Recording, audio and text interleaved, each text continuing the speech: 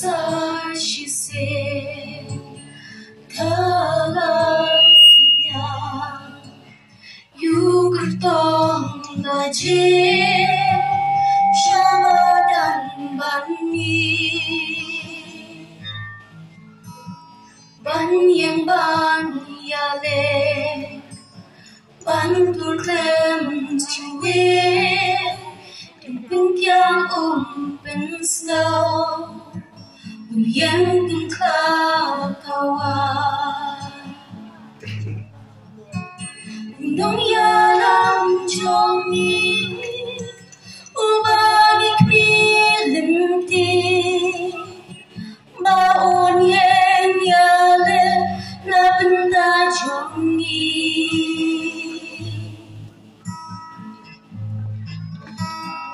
ban ngày kan yo ya ka thong ba la don tim don yo i shu sho ki jing kala hey ho go lo nong shong shong kari ni te pa ta kapola jande no ban yin che nong nik ma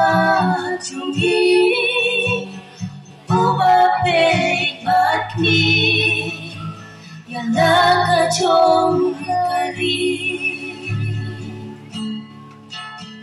chit ya ulong ya la uban ikmi lenti uban yen ya le na benta kari un pe pan ti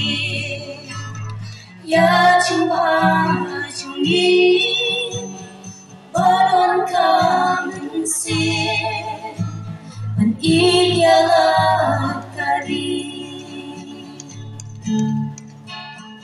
chut ya ulong ya la uban ikri lenti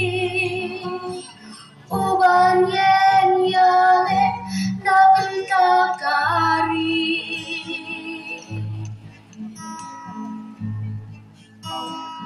un pe ban ti ya chu ha chu yi baron kam se iya la kari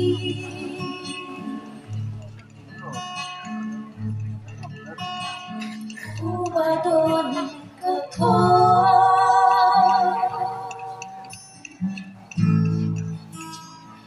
chong ka che